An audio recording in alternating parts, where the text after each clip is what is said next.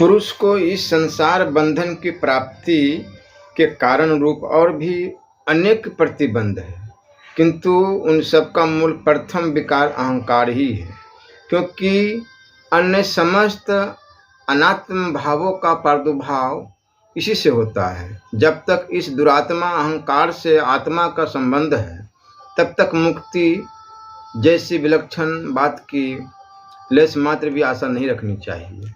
अहंकार रूपी ग्रह राहु से मुक्त हो जाने पर चंद्रमा के समान आत्मा निर्मल पूर्ण एवं नित्यानंद स्वरूप स्वयं प्रकाश होकर अपने स्वरूप को प्राप्त हो जाता है।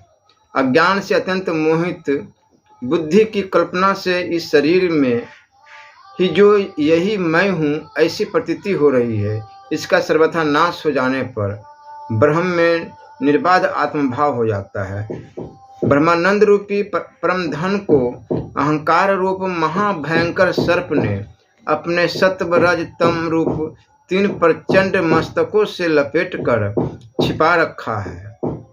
जब विवेकी पुरुष अनुभव ज्ञान रूप चमचमाते हुए महान खड्ग से इन तीनों मस्तकों को काट कर इस सर्प का नाश कर देता है, तभी वह इस परम आनंददायिनी संपत्ति को भोग सकता है। जब तक देह में विष का थोड़ा सा भी दोष रहता है, तब तक वह उसे निरोग कैसे रहने देगा।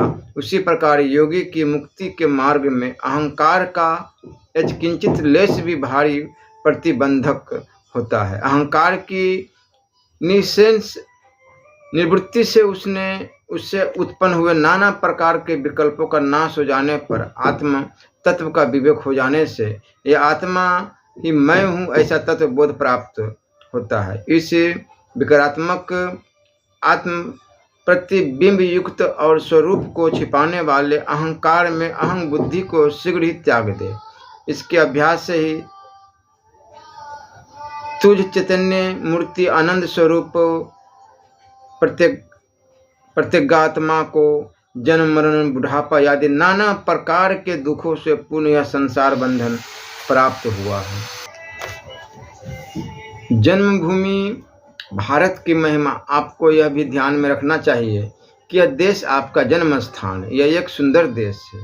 सभी बातों के विचार से संसार में इसके समान कोई दूसरा देश नहीं है।